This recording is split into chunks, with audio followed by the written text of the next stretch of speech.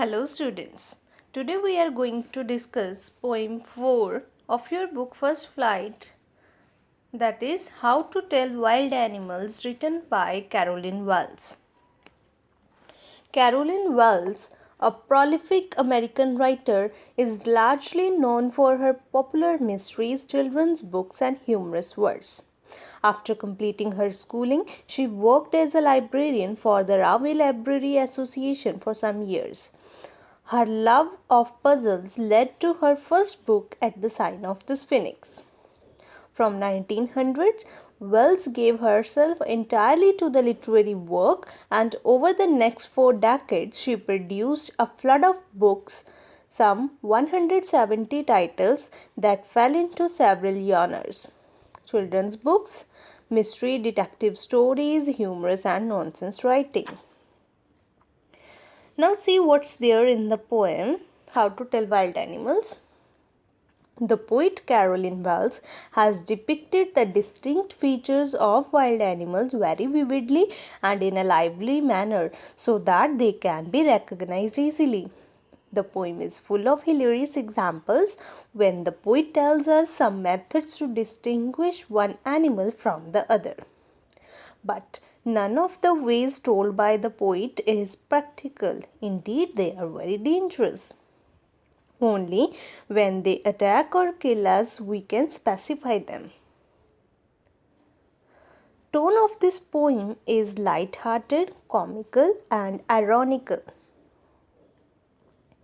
The poem has been composed neatly into 6 stanzas of 6 lines each, and the rhyming scheme of each stanza is AB, AB, CC.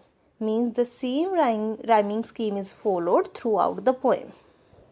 The poet has also taken liberty with the language to create the desired poetic effect. Let's discuss the very first stanza of the poem. If ever you should go by chance to jungles in the east, and if there should to you advance a large and tawny beast, if he roars at you as you are dying, you will know it is the Asian lion. So, if ever you should go by chance to the jungles in the east, and if there should you advance means to move forward, to move towards you, a large and tawny beast. Tawny is brownish color. If he roars at you as you are dying here is dying, you will know it is the Asian lion. The rhyming scheme of this stanza is AB, AB, CC. As you can see, the words chance and advance rhyming with each other. So we have given alphabet A. East and beast are rhyming with each other. We have given alphabet B. Dying and line are rhyming with each other. So we have given alphabet C. So in this way, the rhyming scheme of this stanza is AB, AB, CC. The poet here cautions the reader against the wild beast found in the jungle. He says that if by chance you happen to go any forest in the east, you are likely to encounter a huge and terrible animal moving towards you. You will notice that it is brownish yellow in color, and if that beast roars loudly at you and you feel that you are going to die due to fear, then you will come to know that it is the Asian lion. Now come to stanza 2. Or if sometime when roaming round a noble wild beast greets you with black stripes on a yellow ground, just notice if he eats you. This simple rule may help you learn the Bengal tiger to discern. So here noble means very impressive in size. So while roaming around, a noble wild beast greet you, whose body having black stripes on a yellow ground, and if you notice that it is going to eat you, the simple rule may help you learn the Bengal tiger to discern. Discern means identify. So this is a simple rule to identify this is a Bengal tiger. The rhyming scheme of this stanza is AB, AB, CC. The same rhyming scheme is followed. The poet says that it is very likely that while roaming in the forest you are greeted by a wild beast. The wild beast is very impressive in size and his majestic body is covered with black stripes on a yellow hide. The poet cautions that if the readers notice this beast and that if he eats them, then this simple rule will teach them it is a Bengal tiger. In stanza 3, the poet says, if strolling forth a beast you view, whose hide with spots is peppered, as soon as he has leapt on you, you will know it is the leopard. It will do no good to roar with pain, he will only lap and lap again. So, if strolling forth, strolling means walking here and there. A beast you view whose hide with spots is peppered, whose body is covered with black color spots. As soon as he leapt on you, you will know it is leopard. If it will leapt means if it will jump on you, it means it is leopard. It will do no good to roar with pain. He will only lap and lap again. There is no use of crying with pain because it will only jump on you again and again. The rhyming scheme of this stanza is again same, A B A B C C. So the poet here helps the reader to identify a leopard. He says that if you happen to walk in the forest, you might encounter a beast with the spots on his skins. When this wild beast will jump at you, you will understand that it is leopard, as he will keep jumping on you and it tear you apart. Moreover, it will be of no use then to shout or cry with pain because he will continue pouncing on you. So be careful and don't allow to lap it on you. Now come to stanza 4. If when you are walking round your yard you meet a creature there who hugs you very, very hard, be sure it is a bear. If you have any doubts, I guess he will give you just one more caress. So, rhyming scheme of this stanza is A B A B C C. The poet says that while you are walking in your yard, you may encounter a creature there. When this creature hugs you very, very tightly, then believe that it is a bear. Bear are thought to be very good wrestlers and can give you really tight hug.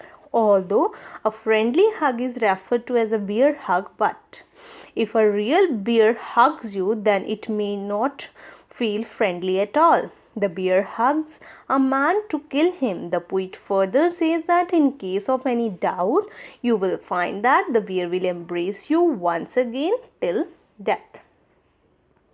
Now come to stanza 5.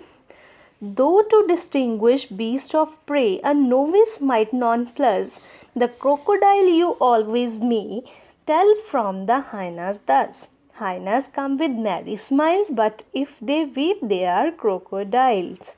So, though to distinguish beast of prey, a novice might nonplus. Novice means a beginner, someone who is a beginner to something, right? A novice might nonplus. Nonplus means confuse. The crocodile you always may tell from the hyenas thus. So, how to distinguish crocodile from hyenas? Hyenas come with merry smile. When hyenas attack on its prey, when they eat its prey, it always smiles, but crocodile, they always weep, they always cry. So, the rhyming scheme of this stanza is again same, A B A B C C. The poet here says that a novice may be puzzled and confused and thus might not be able to distinguish between the different wild animals. Hence, the poet helps to differentiate the crocodile from hyenas. He says that a hyenas always hugs as it swallows its victim. A laughing hyena's voice is resembled with humans' laughter sound. A crocodile, on the other hand, is said to shed tears while eating its prey. The poet thus warns the reader to not wait for hyena to laugh or for a crocodile to weep. Now come to sixth and the last stanza of the poem. The true chameleon is small, a lizard sort of thing. He hasn't any ears at all and not a single wing. If there is nothing on the tree, this is the chameleon you see. So, the rhyming scheme of this stanza is A, B, A, B, C, C. The poet describes a chameleon in this stanza. He says that chameleon is a small lizard garden lizard. It doesn't have ears or wings. The poet further says that if you are unable to see anything on the tree, then chances are that chameleon is sitting there. A chameleon is an expert at camouflage. It changes its colors as per its surrounding and therefore it is difficult to see. So, this quality helps this lizard to saving it from hunters. So, it's all about the poem How to Tell Wild Animals. Now come to the literary device used in the poem. First one is enjambment. You must be familiar with this literary device by now, but if you are not, let me tell you. In a poem, continuation of a sentence without a pause beyond the end of the line, couplet or stanza is called enjambment. For example, in this poem, if ever you should go by chance to the jungles in the east, there is no punctuation mark at the end of line 1 and it continues to line 2. So here enjambment is used. Next is alliteration. Alliteration is repetition of consonant sounds. So in this poem, roaming round, consonant sound R is repeated. Lap and lap again, consonant sound A is repeated. Novice might non plus, consonant sound N is repeated. Next is assonance. Assonance is the repetition of vowel sound. For example, in this poem, O sound is repeated.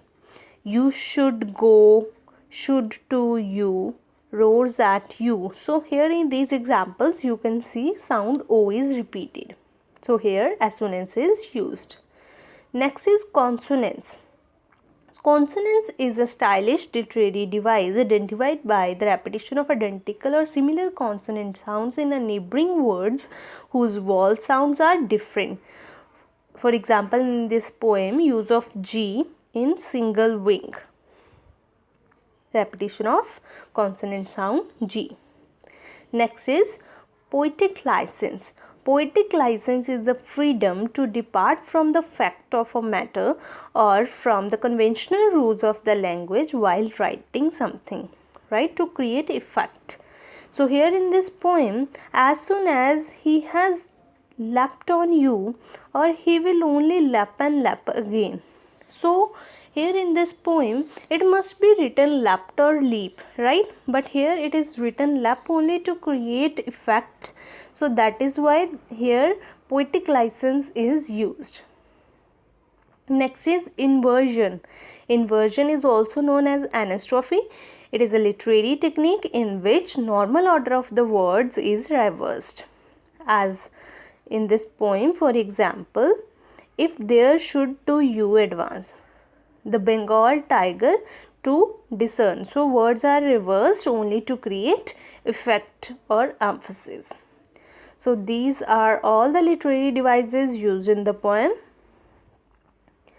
Now let us discuss central idea. The poem How to Tell Wild Animals by Carolyn Wells revolves around the dangerous ways to identify the wild animals. The poet tries to distinguish one animal from the other in a humorous way. The poet suggests that it is very risky to be in such a close proximity to these wild beasts. The poet is thus a humorous poem which is very educative as it tells about various features of wild animals. So dear students, I hope this video is useful to you to understand this poem. Thank you.